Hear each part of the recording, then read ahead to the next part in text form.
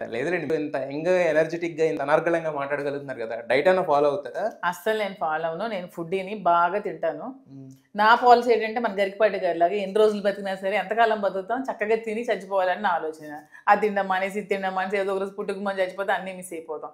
చక్కగా non veg, sweets దొరికేవన్నీ తింటాను. Food అంతా బాగా తింటాను. హ్మ్.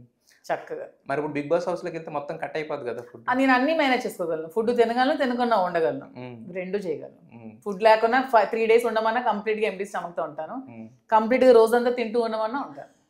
అసలు ఏం మాట్లాడుతున్నారండి? ఇప్పుడేనేమో ఫుడ్డీని తిని చచ్చిపోవాలన్నారు. సిట్యుయేషన్ అండి. అదే మనమెక్కడికెళ్ళాము, అహా! ఫుడ్ దొరకలేదు. ఏం చేస్తాం? ఇప్పుడు శ్రీనివాస్ గారున్నారు. తను ఫుడ్ అన్నీ తింటారు. కానీ లిమిటెడ్‌గా తింటారు. ఆ! తను ఆ జైల్‌లో 60 రోజులు ఉన్నారంట. హ్మ్. 60 రోజులు ఉన్నప్పుడు తను ఒక 1 వీక్ ఫుడ్డే తినలేదంట. ఎందుకని? మీరు గుర్తొచ్చా? ఫుడ్ తనకి బయట జైల్‌లో ఫుడ్ తినలేరు. అప్పుడు నేను లేనండి. తను ఇందులో థర్మల్ పవర్ ప్లాంట్‌లో ఇది ధర్నా చేసినప్పుడు అప్పుడు అరెస్ట్ అయినప్పుడు. హ్మ్. తనసలు ఫుడ్డే లేదంట. కానీ ఆ సిట్యుయేషన్‌లో కూడా అతను ఒక ఫ్రూట్ తింటూ ఒక ఫ్రూట్ యాపిల్ హ్మ్. తింటూ 1 వీక్ 1 వీక్ అదే యాపిల్ అలాగా వాటర్ నోట్లో ఉంచుకొని అలా తినుకొని అలా ఉన్నారట ఒక యాపిల్ తిని.